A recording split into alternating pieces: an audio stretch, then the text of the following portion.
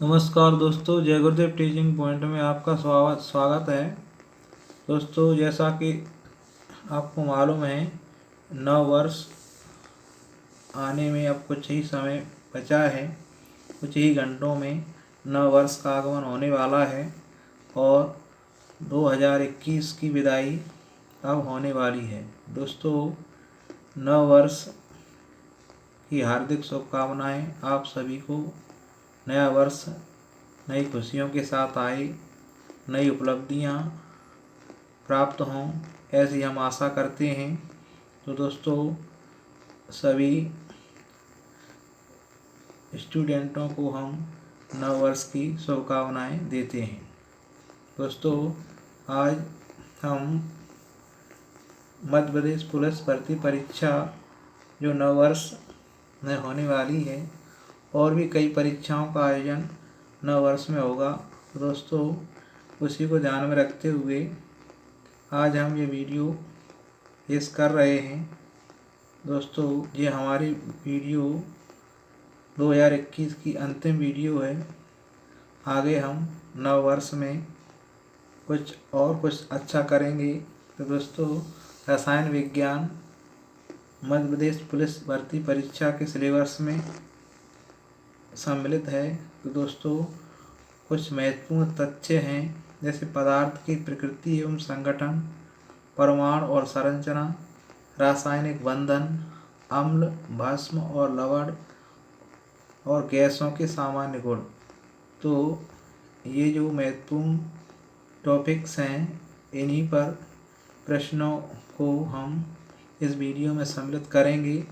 तो आप इस वीडियो को अंत तक देखें और मध्य प्रदेश पुलिस भर्ती परीक्षा की तैयारी को अच्छे से कवर करें। दोस्तों, आप इस वीडियो को पूरा देखें, अंत तक देखें। तो दोस्तों, यहाँ पहला प्रश्न है, एक ही प्रकार का परमाणु निम्न में से किसमें मिलता है? तो दोस्तों, एक ही प्रकार का परमाणु निम्न में से किसे मिलता है दोस्तों? तो यहाँ पर ऑप्शन दिए हैं, खनिज यौगिक, खनिज लवण, प्राकृतिक तत्व, उपरोक्त में से कोई नहीं। तो एक ही प्रकार का परमाणु खनिज मिश्रण में प्राप्त होता है दोस्तों। प्रश्न यहाँ पर दूसरा प्रश्न है, दो या दो से अधिक तत्वों की मात्रा के विचार से एक निश्चित अनुपात में संयोग करने से बना पदार्थ कहलाता है। तो दोस्तों, यहाँ ऑप्शन है तत्व, यौगिक, मिश्रण और ठोस। तो दो या दो से अधिक तत्वों की मात्रा के विचार से एक निश्चित अनुपात में संयोग करने से जो पदार्थ बनता है वो यौगिक कहलाता है। प्रश्न तीसरा है, दो या दो से अधिक शुद्ध पदार्थों को किसी भी अनुपात में मिला देने से बनता है, क्या बनता है? तत्व बनता है, यौगिक बनता है, मिश्रण, क्या गैस? दोस्तों, यह मिश्रण बनता है। दो या दो से अधिक शुद्ध पदार्थों को किसी भी अनुपात में मिला देने से मिश्रण बन जाता है।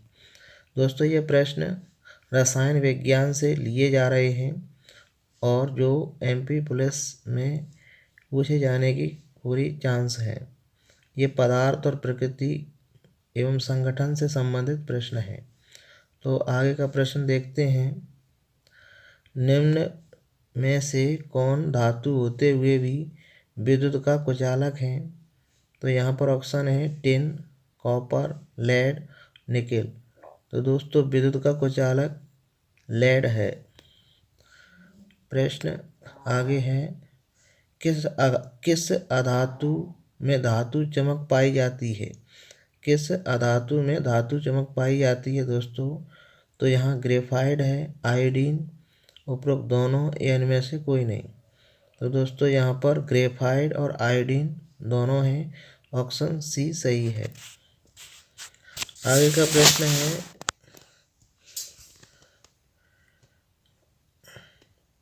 प्रश्न 7 है दोस्तों। तो कौन अधातु है तो ऑप्शन है आर्सेनिक, एंटीमनी, बिस्मथ, इनमें से सभी। तो दोस्तों ये सभी अधातु हैं। आर्सेनिक भी अधातु है, एंटीमनी भी अधातु है, बिस्मथ भी अधातु है। तो ऑप्शन डी सही है। आगे प्रश्न आप देख सकते हैं, निम्नलिखित में से कौन एक यौगिक है? तो दोस्तों वायु, पारा, ओजोन, तो अमोनिया इसमें यौगिक है। आगे का प्रश्न देखते हैं, जल एक यौगिक है क्योंकि यह ठोस, द्रव्य और गैस तीन रूप में पाया जाता है। इनमें हाइड्रोजन, ऑक्सीजन होती है। इनमें रासायनिक बंधों से जुड़े हुए दो भिन्न तत्व होते हैं। यह रासायनिक साधनों द्वारा दो सरल पदार्थों में तोड़ा जा सकता है। तो दोस्तों यहाँ ऑप्शन सी सही है। इसमें रासायनिक बंधों से जुड़े हुए दो भिन्न तत्व होते हैं। यौगिक में क्या होते हैं? दो रासायनिक बंधों से जुड़े हुए दो भिन्न तत्व होते हैं। यहाँ पर सूची 1 और सूची 2 सुमेलित के करने के लिए कहा गया है। तो सूची 1 में है हीरा किससे सुमेलित है? तो हीरा कार्बन से सुमेलित है। संगमरमर किससे सुमेलित है? तो संगमरमर कैल्शियम से सुमेलित है। रेत बालू किससे सुमेलित है? नहीं सॉरी, यहाँ पर हीरा कार्बन से सुमेलित है और संगमरमर कैल्शियम से और रेत सिलिकॉन से और माणिक्य एल्युमिनियम से संबंधित है। तो दोस्तों इसका ऑप्शन है बी। आगे का प्रश्न है दोस्तों, यहाँ पर निम्नलिखित में से किस पदार्थ में ऑक्सीजन नहीं है? तो दोस्तों सीमेंट, रेत, मिट्टी का तेल या कांच। तो दोस्तों मिट्टी के तेल में ऑक्सीजन नहीं है। प्रश्न यहाँ पर दिया जा रहा है 12, कौन सा पदार्थ प्रकृति में तीन अवस्थाओं ठोस, द्रव्य, गैस में पाया जाता है? तो दोस्तों ऑप्शन है H2O, H2O2, NH3, SO2। तो दोस्तों यहाँ पर पदार्थ प्रकृति में तीनों अवस्था में पाया जाता है, वो है H2O। स्टेनलेस स्टील एक मिश्र धातु है, जबकि बाय एक क्या है? तो दोस्तों यहाँ बाय मिश्रण है। ये पहला ही सही है।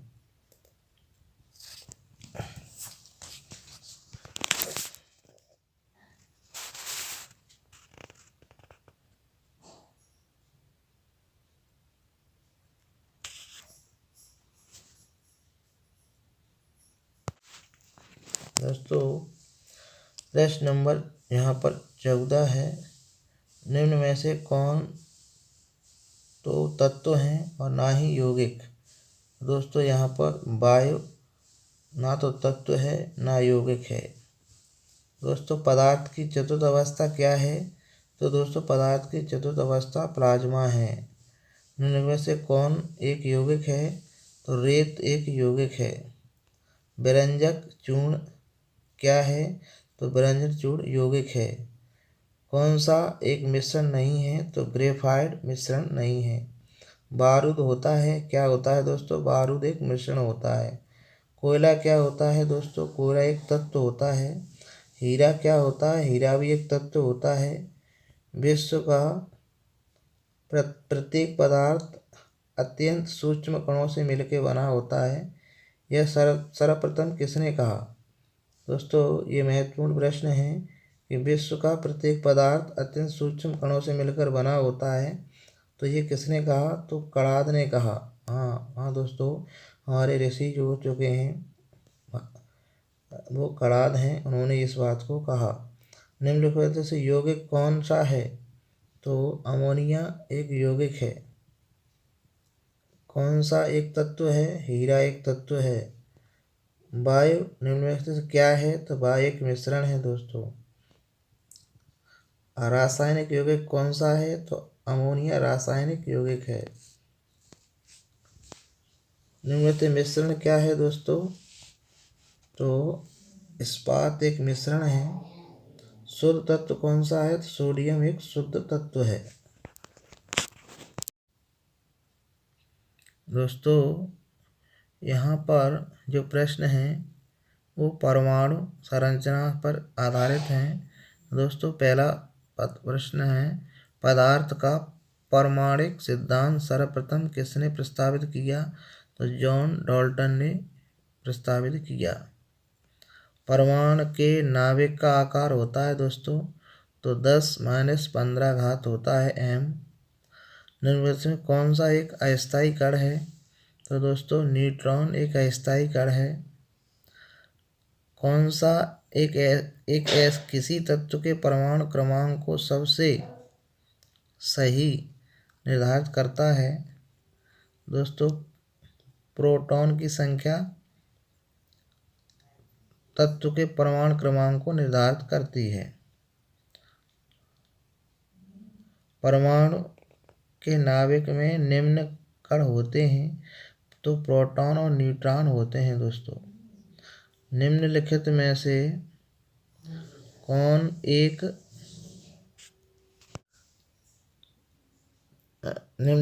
से कौन एक आवेश रहित कण है? तो न्यूट्रॉन है। दोस्तों परमाणु में कौन से मूल कण समान संख्या में स्थित हैं? तो दोस्तों इलेक्ट्रॉन और प्रोटॉन समान संख्या में स्थित हैं। दोस्तों सबसे पहले इलेक्ट्रॉन के आवेश का सफलतापूर्वक निर्धारण किसने किया? तो मिलीकॉन ने किया। दोस्तों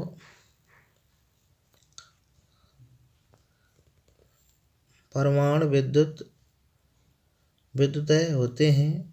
तो दोस्तों परमाणु विद्युतः उदासीन होते हैं, उदासीन रूप में होते हैं। इलेक्ट्रॉन की खोज किसने की? दोस्तों तो थॉमसन ने इलेक्ट्रॉन की खोज की थी। प्रोटॉन की खोज किसने की थी? तो गोल्डनस्टीन ने की थी। दोस्तों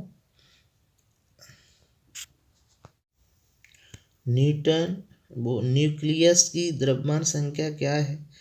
तो सदा उसके परमाणु क्रमांक से अधिक होती है। न्यूक्लियस की द्रव्यमान की संख्या क्या होती है? सदा उसके परमाणु क्रमांक से अधिक होती है। आगे का प्रश्न है, किसने आणविक सिद्धांत प्रतिपादित किया था? तो जॉन डाल्टन ने किया था। किसी परमाणु की बाहरतम कक्षा में कितने इलेक्ट्रॉन रह सकते हैं? तो दोस्तों 8 रह सकते हैं। 19⁻40 में इलेक्ट्रॉन की संख्या कितनी है? तो 19 है। दोस्तों अम्ल वह पदार्थ है जो प्रोटीन देता है। अम्ल हमें क्या देता है? प्रोटीन देता है। भस्म वह पदार्थ है जो प्रोटीन ग्रहण करता है। भस्म क्या है? कौन सा पदार्थ है? तो दोस्तों प्रोटीन ग्रहण करता है।